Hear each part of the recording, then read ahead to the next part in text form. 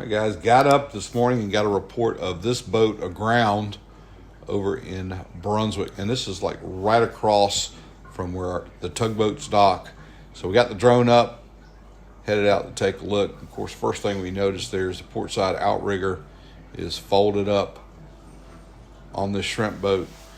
And we got some reports from the other shrimpers there that they understand that this vessel was involved in an elision. That's a vessel striking a fixed object with some kind of navigational tower up near Savannah, possibly in the Savannah River, and damaged the boat.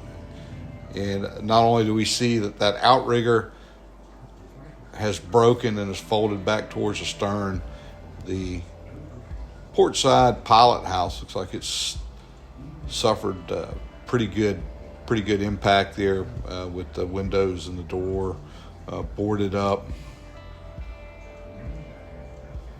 We know this is a freezer boat. We can tell by the brine tank that's there on the back. That tank, they bag up the shrimp when they catch them.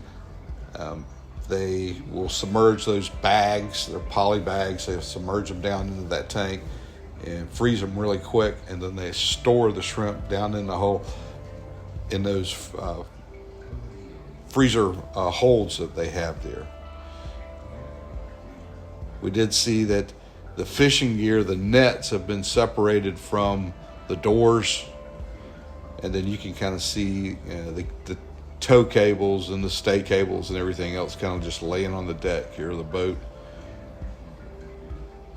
Pretty good mess that they've got to get straightened out. Now, the boat looks like she's in relatively good shape. She really looks like somebody has got some love for this boat and they've been maintaining it.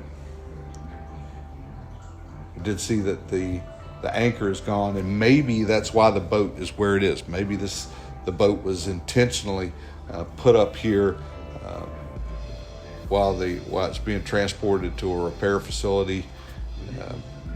Anchor was probably lost in the incident, and they can't really get it to a dock with the outriggers down, of course, and not let it stay there for any length of time. We didn't see anybody on the boat when we had the drone over, but that doesn't mean they're not on there. They may be resting.